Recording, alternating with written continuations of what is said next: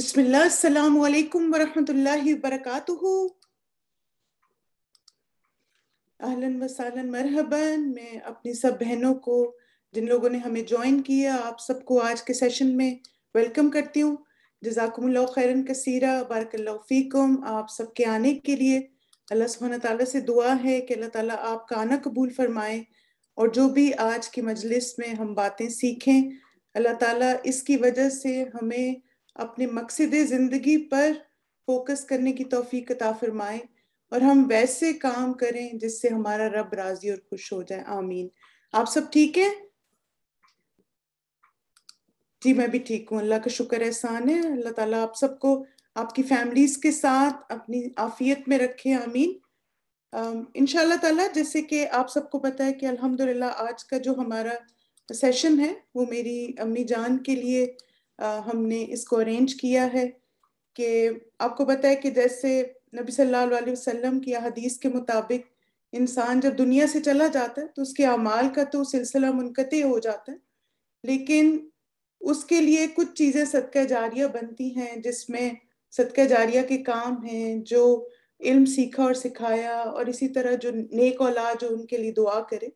اور اسی طرح یہ موقع اس کے لیے بھی بہت مناسب ہوتا ہے کہ ایک انسان جو دنیا سے چلا گیا انہوں نے اپنی زندگی کیسے گزاری اس سے ہم سیکھیں، اور ساتھ ساتھ ہم اس بات کو بھی یاد رکھیں کہ ہمیں بھی ایک دن دنیا سے جانا ہے نا. یعنی آج میری امی چلی گئیں، یعنی منڈے کو ان کی ڈیتھ ہوئی، اور پھر آپ دیکھیں کل ہم نے بھی جانا ہے، ہمارے پیاروں نے بھی جانا ہے. تو کتنا ہم ان چیزوں کے لیے تیار ہیں. اور اللہ کا شکر احسان ہے کہ یہ میری جو الہدا فیملی ہے ماشاءاللہ، میری پیاری استاذہ فرحت ہاشمی، اور تو آپ سب ہمیشہ ان چیزوں میں ساتھ ہوتے ہیں. ہم نے سوچا کہ ہم مل کے کچھ میری امی کی باتیں انشاءاللہ ہم آپ سے شیئر کریں گے، اور ساتھ ہی کچھ اہم چیزیں ہیں جو کہ میں چاہتی ہوں کہ ہم اپنے پروگرام کا آغاز اللہ سبحانہ تعالیٰ کے نام سے کریں. اور انشاءاللہ تعالیٰ سسٹر ہما سمی قرآن مجید کی آیات کی تلاوت کریں گی، اور آپ ان آیات پر بھی غور کیجئے گا کیونکہ ان آیات میں بھی ہم سب کے لیے بہت سارے ریمائنڈرز ہیں. سسٹر ہما سمی آپ پلیز تلاوت کا آغاز کیجئے. السلام علیکم ورحمۃ اللہ وبرکاتہ. اعوذ باللہ من الشیطان الرجیم. بسم اللہ الرحمن الرحیم. یا أيها الذين آمنوا استعينوا بالصبر والصلاة إن الله مع الصابرين. ولا تقولوا لمن يقتل في سبيل الله أموات بل أحياء ولكن لا تشعرون. ولنبلونكم بشيء من الخوف والجوع ونقص من الخوف والجوع ونقص من الأموال والأنفس والثمرات وبشر الصابرين الذين إذا أصابتهم مصيبة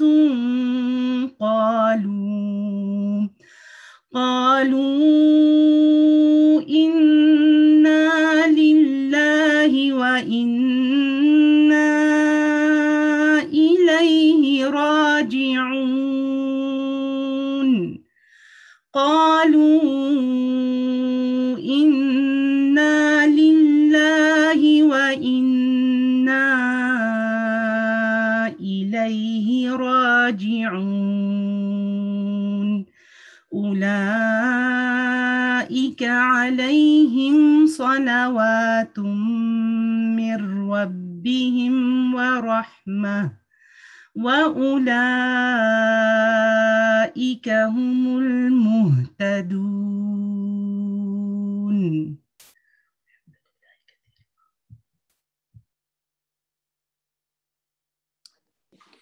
جزاکاللہ خیرن کثیرہ سسٹر ہما، بارک اللہ فیکی۔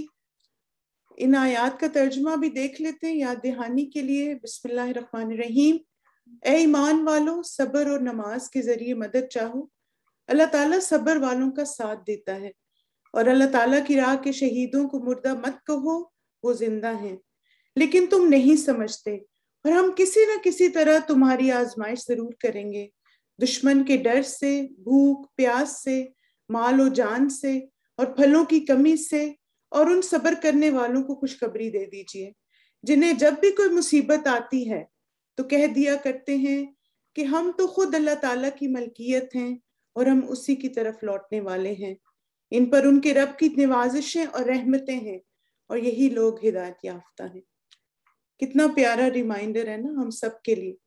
ایک تو آپ دیکھیں اس میں، جیسے میں نے ایک دفعہ یہ جو آیت ہے وَاسْتَعِینُوا بِالصَّبْرِ وَالصَّلَاةِ، تو اس کے بارے میں پڑھا تھا کہ یہ نا سٹریس بسٹرز ہیں، کہ جب بھی آپ کسی اپنی زندگی میں کسی سٹریس سے، تکلیف سے گزریں تو آپ ان دونوں چیزوں کو پکڑ لیں، صبر اور نماز، تو انشاءاللہ مشکل سے مشکل وقت بھی آپ کے لیے آسان ہو جاتا ہے۔ الحمدللہ آپ دیکھیں ماشاءاللہ ہم سب نے استاذہ کے مختلف لیکچر سے بہت فائدہ اٹھایا، اور اللہ کا احسان ہے، شکر ہے کہ استاذہ ہمیں مسلسل ایجوکیٹ کرتی رہی ان چیزوں کے بارے میں کہ ہم کس طرح سے اس مشکل وقت کو ہینڈل کریں، چاہے وہ ہمارے کسی پیارے کی بیماری کا ہو، چاہے وہ ان کی موت کا ہو، اور چاہے کوئی اور زندگی میں معاملہ ہو۔ اور اللہ کا شکر ہے کہ آپ سب نے استاذہ کے ساتھ میرا جینا مرنا کی بک میں بہت ساری چیزیں سیکھی اور پڑھی۔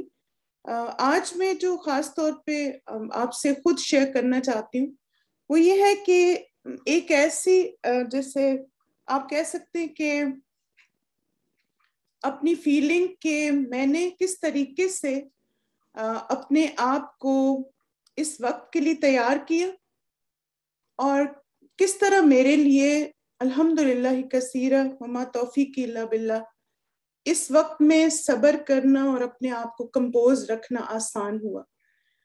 کیونکہ آج کے سیشن میں خاص طور پر میں آپ سے کچھ ایسی باتیں شیئر کرنا چاہتی ہوں کہ ہم سب جو ویسٹ میں رہتے ہیں یا اوورسیز رہتے ہیں نا، اور ہماری فیملیز کسی اور کنٹری میں ہیں، چاہے وہ پاکستان ہو، انڈیا ہو، دبئی ہو، کہیں اور ہو، اور آپ کسی اور جگہ ہیں، تو ہم سب ایسے خوف سے گزرتے ہیں۔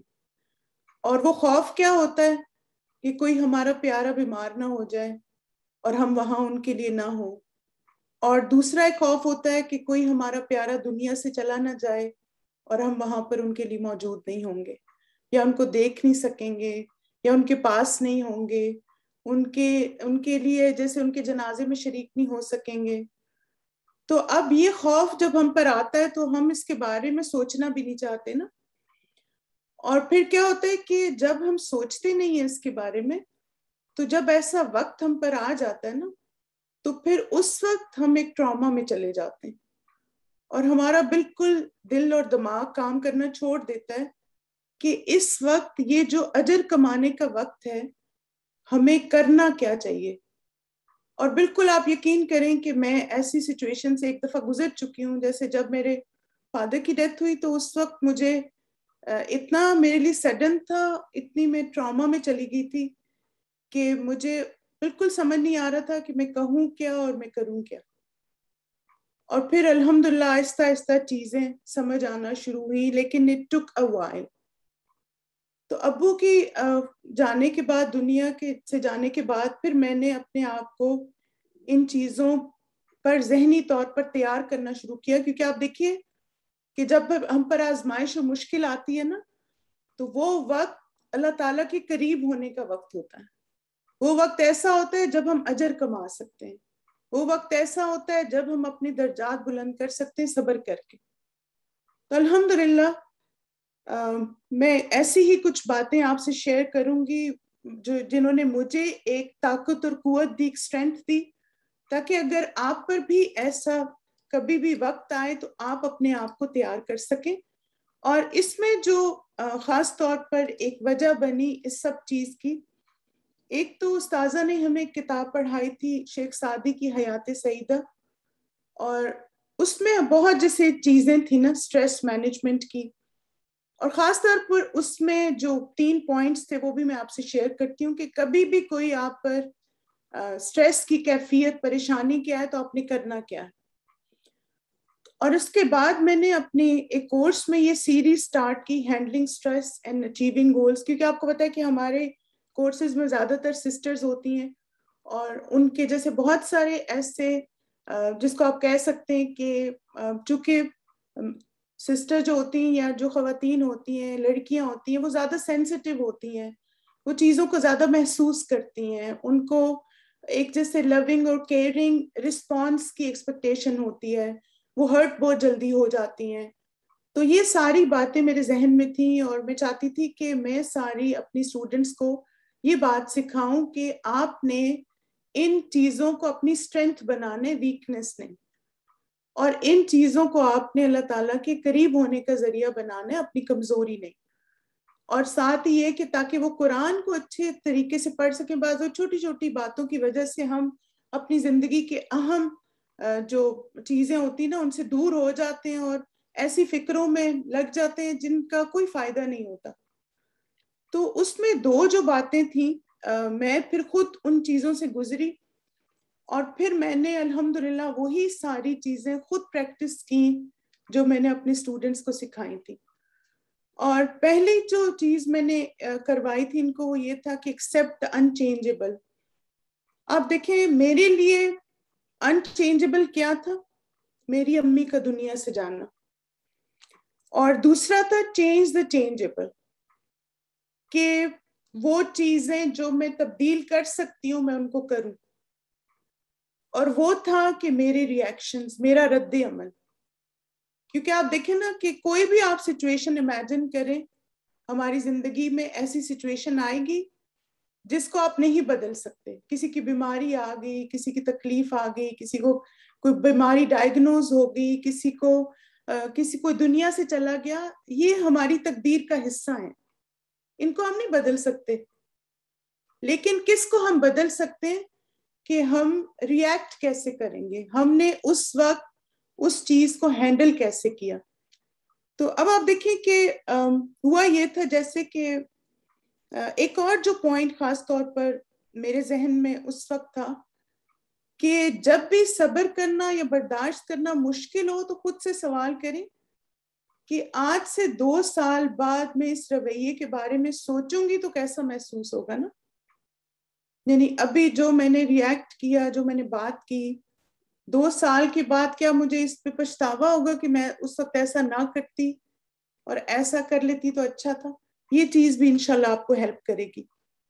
اور اسی طرح آپ دیکھیں کہ یہ شعر بہت مجھے اچھا لگا کہ انسان کی جب سوچ بدلتی ہے نا تو آپ کی زندگی میں ہر چیز پازیٹیو ہو جاتی ہے.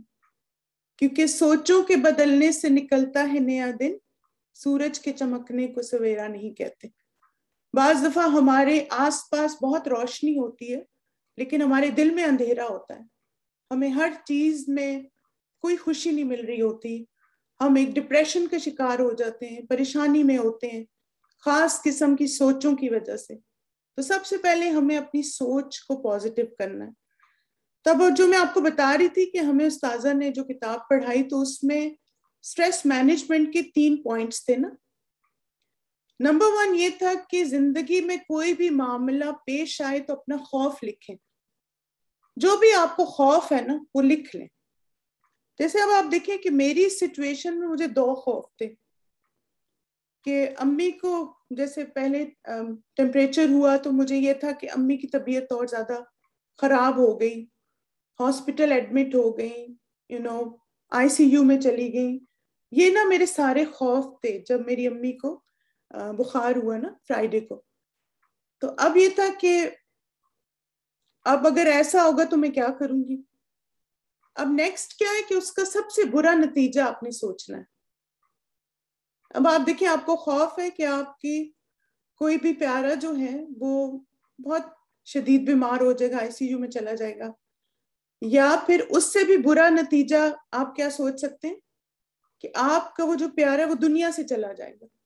ٹھیک ہے, تو میں نے یہ دونوں باتیں سوچی کہ مطلب میری امی زیادہ بیمار ہو سکتی ہیں, اور دوسرا میری امی دنیا سے جا سکتی ہیں نا, اللہ تعالیٰ کے پاس چلی جائیں گی.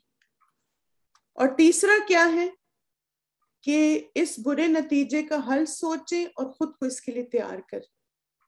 اور میں نے الحمدللہ یہی کیا. میری جیسے سیٹرڈے نائٹ کو ایسے ہوا کہ رات کو مجھے کچھ بے چینی تھی, میری آنکھ کھل گئی کہ مجھے پتا تھا امی کی طبیعت تھوڑا سا جیسے ان کو بخار ہے.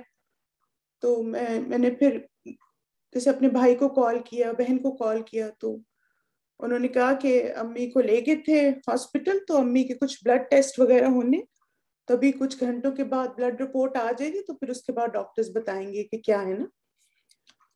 تو اب آپ دیکھیں وہ تقریباً جیسے جتنے بھی گھنٹے کا ٹائم تھا, اور الحمدللہ میں رات کو 3 بجے اٹھ گئی تھی, اور میں نے پھر جو اللہ سبحانہ تعالیٰ نے ہمیں حکم دیا وَاسْتَعِینُوا بِالصَّبْرِ وَالصَّلَاةِ, میں نے وہی کیا کہ میں نے نفل پڑھنے شروع کر دیے, اور ہر نفل میں تلاوت کے ساتھ میں نے اس آیت کی تلاوت شروع کر دی, کُلٌّ یُصِیبَنَا إِلَّا مَا كَتَبَ اللَّهُ لَنَا هُوَ مَوْلَانَا وَعَلَى اللَّهِ فَلْيَتَوَکَّلِ الْمُؤْمِنُونَ. کہہ دیجئے ہمیں ہرگز کوئی نقصان نہ پہنچے گا مگر جو اللہ نے ہمارے لیے لکھ دیا, وہی ہمارا مولا ہے. ایمان والوں کو چاہیے کہ وہ اللہ ہی پر بھروسہ کریں, کیونکہ آپ دیکھیں تقدیر لکھی ہوئی ہے نا, جو بھی ہونا ہے وہ تو پلٹ نہیں سکتا. کوئی بیماری ہے وہ نہیں ہٹ سکتی, کسی کا دنیا سے جانا وہ نہیں ہٹ سکتا, لیکن ایمان والے اللہ پہ توکل و بھروسہ کرتے ہیں.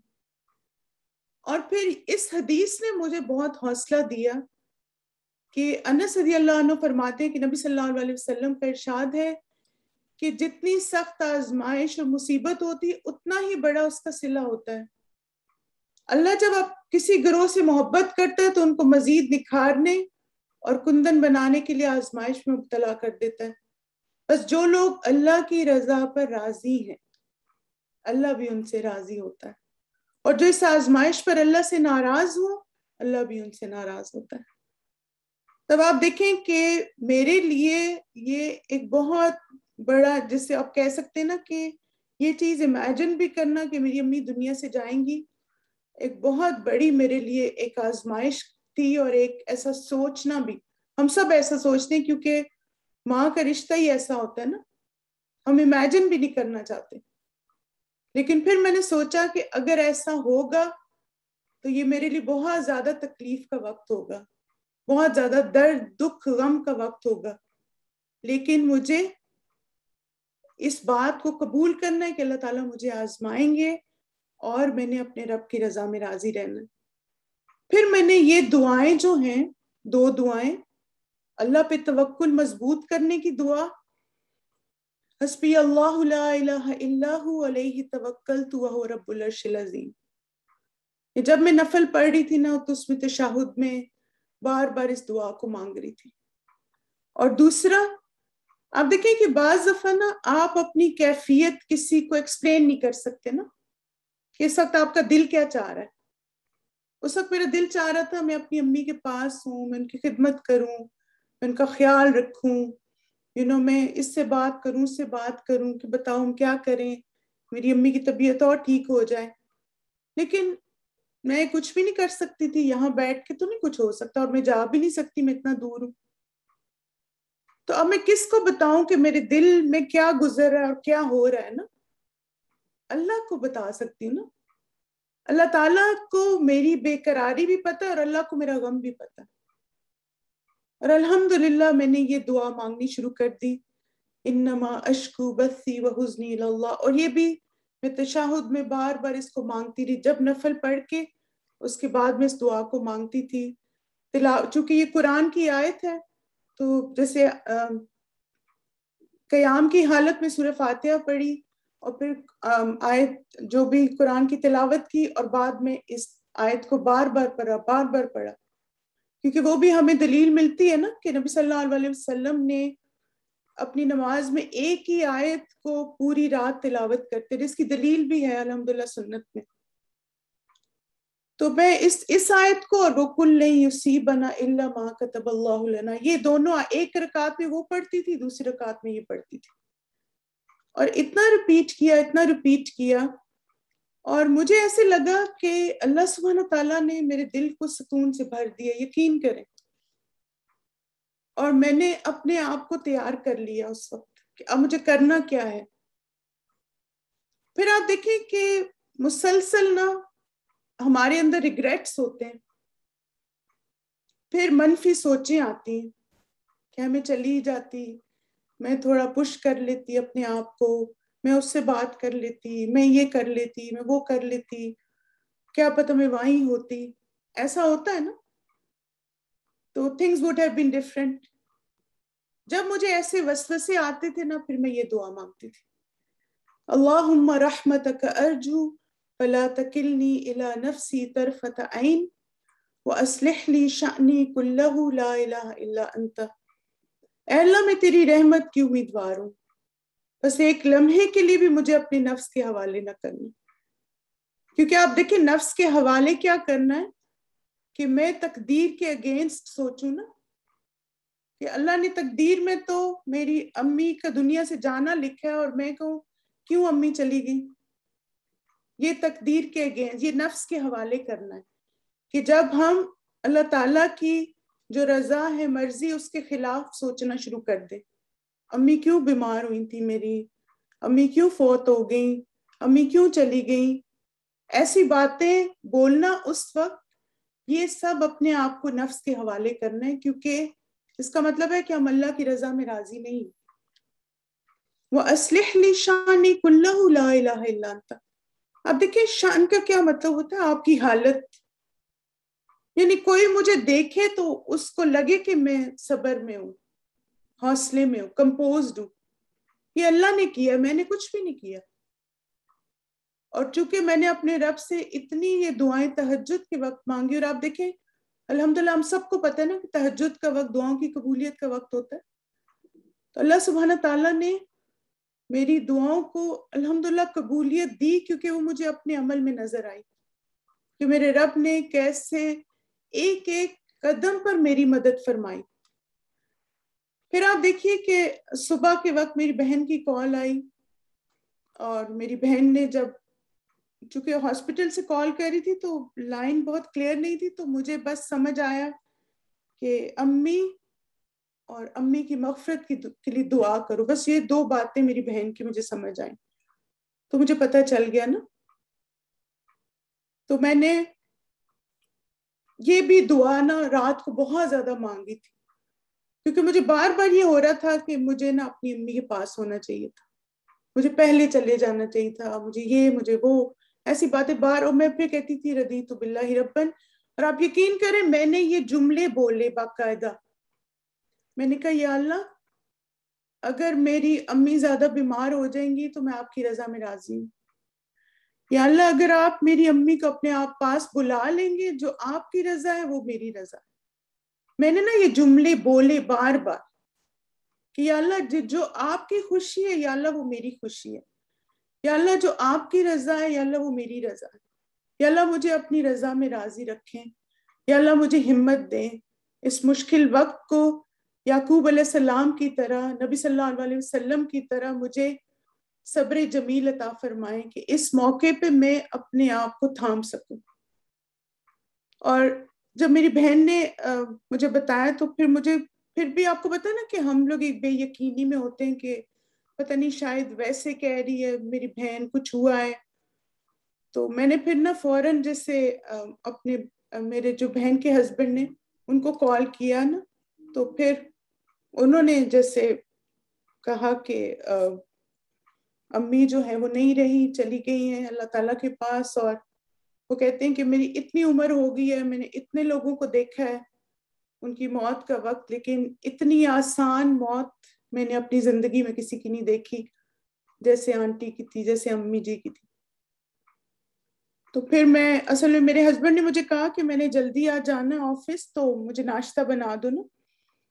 تو جب میری بہن کا فون آیا تو ویسے بھی نا میری آپ کو پتہ ہے نا بہنیں تو فون کرتی رہتی نا. ہم لوگ جب کوئی بات یاد آتی ہے ہم ایک دوسرے کو کال کر لیتے ہیں، کبھی کھانا پکا رہے ہوتے ہیں تو کبھی.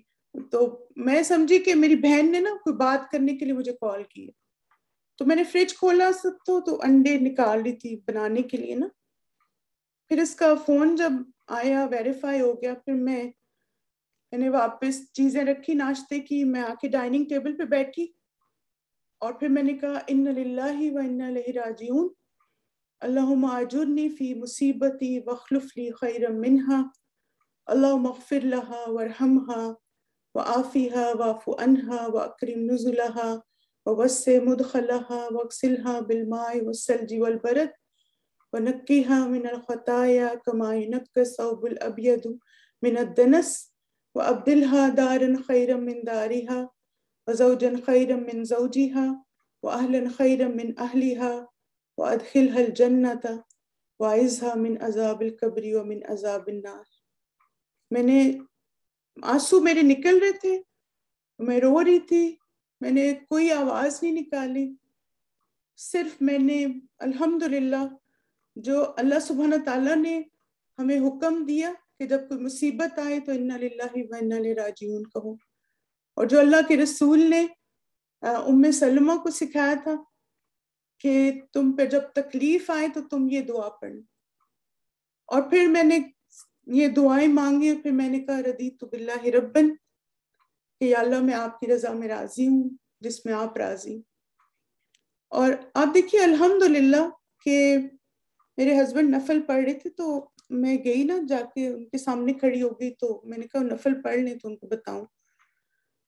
تو انہوں نے جب نفل پڑھے تو انہوں نے مجھے ایسے دیکھا نا، تو میں نے کہا امی، میری آواز ہی نکل رہی تھی، میں نے کہا امی. تو کہتے ہیں امی کو کیا ہوا ہے؟ تو میں نے کہا وہ امی اللہ تعالیٰ کے پاس چلی گئی ہیں. تو کہتے کیا مطلب ہے؟ کل تو ہماری بات ہوئی، ہماری اور میرے ہسبینڈ کی بات نا ایک دن پہلے ہوئی تھی امی سے ویڈیو کال پہ، اور ماشاءاللہ اتنی خوش اور اتنی فل آف لائف جیسے ہوتی ہیں الحمدللہ، اور اتنی رونق ان کے چہرے پہ تھی. تو بہت ہی ایک سڈن ہوا نا تھوڑا سا. تو پھر میرے ہسبینڈ نے بھی ماشاءاللہ اللہ تعالیٰ نے ان کے بھی دل میں ڈالا، اور انہوں نے بھی کہا ان للہ و انا الیہ راجعون، اللہ تعالیٰ آنٹی کی مغفرت کرے. تو اب آپ دیکھیں کہ یہ اللہ کی طرف سے ہوا ہے کہ میرے اور میرے ہسبینڈ دونوں کے ری ایکشنز الحمدللہ بہت پازیٹیو تھے اس وقت نا. کوئی ہم لوگوں نے جیسے پھر میرے ہسبینڈ نے ایسے میرے سر پہ ہاتھ رکھا، ایسے مجھے گلے لگایا، اور پھر جیسے تھوڑا سا میں نے اپنا دل ہلکا کیا. کیونکہ آپ دیکھیے کہ یہ بھی ایک مس انڈرسٹینڈنگ ہے کہ کچھ لوگ سمجھتے ہیں کہ اگر آپ دکھ اور غم کے موقع پہ رو رہے ہیں تو آپ شاید نا یہ بے صبری ہے. آپ دیکھیں بے صبری رونا نہیں ہے. اور اس کی دلیل کیا ہے؟ اس کی دلیل یہ حدیث ہے کہ نبی صلی اللہ علیہ وسلم کی جب اپنے بیٹے جان کنی کے عالم میں تھے تو آپ صلی اللہ علیہ وسلم رو رہے تھے، اور آپ صلی اللہ علیہ وسلم نے کیا کہا تھا کہ بے شک آنکھیں آنسو بہاتی ہیں اور دل غمگین ہے، لیکن ہم وہی کہیں گے جس پر ہمارا رب راضی ہو، اور اے ابراہیم ہم تیری جدائی پر یقیناً غمزدہ ہیں. تو آپ دیکھیں کہ ہمارا دین بہت خوبصورت اور پیارا دین ہے. ہمیں یہ نہیں کہا گیا کہ بس خبردار کوئی روئے، خبردار کوئی آنسو بہائے. نہیں، آپ روئیں، آپ آنسو بہائیں، کیونکہ آنسو بہانا رحمت ہے. میری بہن کل مجھے پوچھ رہی نا کہ مجھے اتنا زیادہ بار بار رونا آ رہا ہے، تو میں نے سے کہا کہ یہ تو دل کی نرمی ہے، رونا بے صبری نہیں ہے. بے صبری کیا؟ اب آپ دیکھیں یہ بھی ہمیں پتا ہونا چاہیے بے صبری کیا ہے. بے صبری یہ ہے کہ ہم شکایت کرنا شروع کر دیں اللہ تعالیٰ سے. ہم کہیں یا اللہ آپ نے میری امی کو کیوں اپنے پاس بلا لیا، یا اللہ آپ نے کیوں ایسا کیا، یا اللہ میں تو وہاں تھی نہیں. یہ جو کمپلین کرنا، پھر اس کے بعد آپ دیکھیں نوحہ کرنا، جیسے مثلاً بہت زیادہ چیخنا چلانا اور منہ پہ تھپڑ مارنا، بے حال ہو جانا، یہ بے صبری ہے۔ لیکن اگر آپ کے دل میں غم ہے، آپ غمگین ہیں، آپ کی آنکھوں سے آنسو بہ رہے ہیں، تو یہ بے صبری نہیں ہے، اور آپ اللہ کی رضا میں راضی ہیں تو آپ صبر جمیل کر رہے ہیں۔ تو الحمدللہ مائی ڈیئر سسٹرز، مجھے امید ہے کہ آپ کو میرے اس ایکسپیرینس سے فائدہ ہوا ہوگا، اور انشاءاللہ تعالیٰ آپ لوگ بھی اپنے آپ کو ایسی چیزوں کے لیے پہلے سے تیار کریں گے۔ اور پھر آپ دیکھیے کہ جب ہمارے والدین چلے جاتے ہیں نا، تو ساتھ ہی ہمیں ایک زندگی میں ایمٹینس فیل ہونا شروع ہو جاتی ہے، ہوتا ہے نا ایسے؟ کیونکہ آپ کو لگتا ہے کہ ایک اتنا میری زندگی کا وائٹل حصہ تھا، اور ایک میری ایموشنل اٹیچمنٹ تھی میری امی کے ساتھ، تو اب میں کیا کروں نا، وہ تو چلی گئی ہیں۔ تو آپ دیکھیں، آپ یہ سوچیں کہ وہ فزیکلی چلی گئی یہاں سے، لیکن ہمارا ان کے ساتھ ابھی بھی کنیکشن ہے۔ کیسے؟ دعاؤں کے ذریعے، الحمدللہ۔ تو جب آپ کو ان کی یاد آئے، اور مجھے بھی جب ان کی یاد آتی تھی، باتیں یاد آتی تھی، تو میں پھر فوراً ایسے یہ حدیث میرے دماغ میں آتی تھی کہ نبی صلی اللہ علیہ وسلم نے فرمایا تھا کہ جنت میں نیک آدمی کا درجہ بلند ہوتا ہے، اور کس وجہ سے؟ اولاد کی دعاؤں کی وجہ سے۔ اور پھر اس کے بعد الحمدللہ میں نے اپنی امی کے لیے یہ جیسے حدیث ٹائپ کی، کیونکہ آپ دیکھیں یہ موقع نا دوسروں کو سکھانے کا بھی ہوتا ہے، اور میں چاہ رہی تھی کہ میری امی کا دنیا سے جانا ان کے لیے صدقہ جاریہ بھی بنے۔ تو میں نے یہ حدیث لکھی کہ سب کو ایجوکیٹ کیا جائے کہ اس وقت میری امی کو کیا چیزیں فائدہ دیں گی، اور پھر میں نے ان کا نام لکھا۔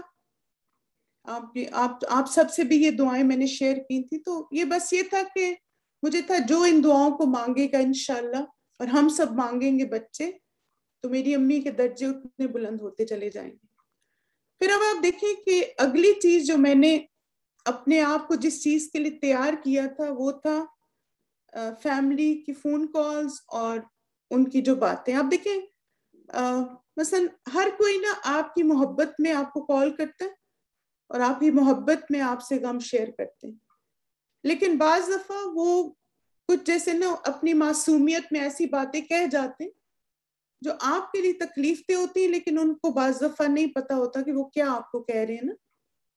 جیسے مثلا مجھے کچھ فیملی جو ممبرس تھے، یعنی ادر دین میرے بہن بھائی تو نہیں الحمدللہ، کیونکہ ان کو پتا تھا کہ میں پاکستان وزٹ کرنا ہے نا میں نے نیکسٹ کمنگ ویکس میں، لیکن ادر فیملی ممبرس تو وہ اس طرح سے نا کچھ باتیں تھیں کہ ہائے تم آ نہیں سکی، تم پہنچ نہیں سکی۔ تو پھر الحمدللہ میں نے ہر ایک کے لیے جواب سوچ کے رکھا ہوا تھا کہ میں نے ان کو جواب کیا دینا، اور جواب یہ تھا کہ الحمدللہ میں نے ان سے کہا کہ دیکھیں میں اللہ کی رضا میں راضی ہوں، جس میں میرے رب کی رضا اس میں میری رضا، اور الحمدللہ میں امی سے آخری دفعہ 2018 میں 2 دفعہ ملی تھی۔ 2018 میں پاکستان 2 دفعہ گئی، اکتوبر میں گئی 3 ہفتے رہی، پھر اس کے بعد دسمبر میں عمرہ پلان کیا، امی، میری بہن، میری جو نیسز ہیں وہ تینوں، میرے بہنوئی، ہم سب نے اکٹھے عمرہ کیا۔ میری دونوں نندیں بھی ساتھ تھی، ان کی بھی امی سے ملاقات ہو گئی تھی، اور 15 دن ہم نے اتنا کوالٹی ٹائم گزارا، اور میری امی کو بہت زیادہ شوق تھا مسجد سے، ان کو بہت محبت تھی، تو مسجد میں نمازیں پڑھنا، اکٹھے کھانا کھانا، تو وہ 15 دن اتنے میرے لیے خوبصورت یادیں ہیں کہ میں اپنے رب کی رضا میں راضی، کیونکہ آپ دیکھیے اس چیز کو ہمیشہ یاد رکھیں، اب وہ بھی تو اللہ نے کیا تھا نا، وہ میں نے تو نہیں کیا تھا۔ اللہ تعالیٰ نے کیا کیا تھا کہ اللہ تعالیٰ نے اس سال میں مجھے اپنی امی سے 2 دفعہ ملوایا تھا، اور اگر اس سال میں نہیں جا سکی یا نہیں جانا تو میں نے ہے الحمدللہ، لیکن ملاقات نہیں ہو سکی تو کس وجہ سے؟ کیونکہ اللہ کی مرضی نہیں تھی نا، یہ تقدیر میں نہیں لکھا ہوا تھا۔ پھر آپ دیکھیں کہ ہم انسان ہیں نا، تو جب ایسی باتیں کو کرتے ہیں نا تو ہمارے دل پہ بوجھ آتا ہے نا ایک، اور فوراً منفی سوچیں، کیونکہ آپ پازیٹیو ہوتے ہیں، لوگ آپ کو نیگیٹو کرتے ہیں، تو پھر ایسا ہوتا تھا کہ کسی سے بھی بات کر کے جب میرے دل میں ایسا کوئی پچھتاوا آتا تھا، جب میرے دل میں ایسی کوئی منفی بات آتی تھی تو میں یہ دعا مانگتی تھی، اللہم رحمتک ارجو فلا تکلنی الی نفسی طرفۃ عین۔ تو جب آپ کو کوئی نا ایسی نیگیٹو باتیں آپ کے دل میں ڈالے، آپ کو گلٹی فیل کرائے، آپ کے اندر ریگریٹس پیدا کرے، آپ نے یہ دعا مانگی۔ اور دوسرا یہ رضیت باللہ ربا، میں فون بند کرتی تھی، یہ دونوں دعائیں پڑھتی تھی اور ان کو بار بار پڑھتی رہتی تھی اور الحمدللہ میرے دل کو سکون آ جاتا تھا۔ تو اللہ سبحانہ تعالیٰ سے دعا ہے کہ یہ جو میں نے آپ سب سے ایکسپیرینس شیئر کیا، اگر اس سے آپ سب کو فائدہ ہوگا تو اللہ سبحانہ تعالیٰ اس علم کو میری امی کے لیے صدقہ جاریہ بنائے، کیونکہ ان کی وجہ سے آج ہم سب نے اتنی اچھی اچھی باتیں سیکھی الحمدللہ۔